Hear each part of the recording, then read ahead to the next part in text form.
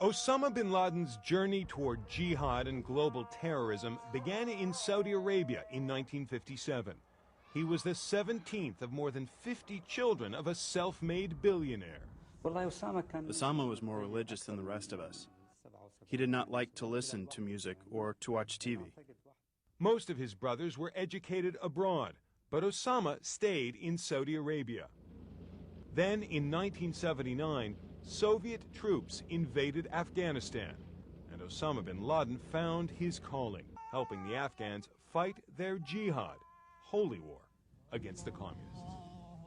First, he raised money, used expertise gained from the family's construction business. Then, he took up arms.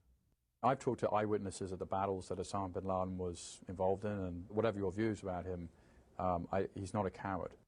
After the Soviets were chased out, bin Laden founded Al-Qaeda, the base, and turned toward a global jihad. The new enemy was America, which ironically had funded the Afghan resistance against the Soviets. When Saddam Hussein's Iraq invaded Kuwait in 1990, bin Laden went to the Saudi royal family and offered his followers to defend the holy sites of Mecca and Medina. Instead, the Saudis invited in U.S. troops. When U.S. troops were placed in Saudi Arabia as a result of Saddam Hussein's invasion of Kuwait, that was a kind of turning point for Osama. Bin Laden was kicked out of Saudi Arabia, spent several years in Sudan, where he started training camps for Al-Qaeda. He was booted out of there and fled to Afghanistan, where in 1997 he did an interview with CNN, making it clear he was targeting the U.S. unless it got its troops out of Saudi Arabia. We have focused declaration of jihad on striking at the U.S. soldiers inside Arabia, the country of the two holy places, Mecca and Medina. A year later, bin Laden publicly declared war on the U.S. He wanted it to end its support for Israel, its boycott of Iraq, and to get out of Saudi Arabia.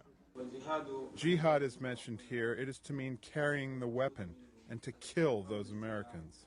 Weeks later, Al-Qaeda launched suicide attacks on the U.S. embassies in Kenya and Tanzania.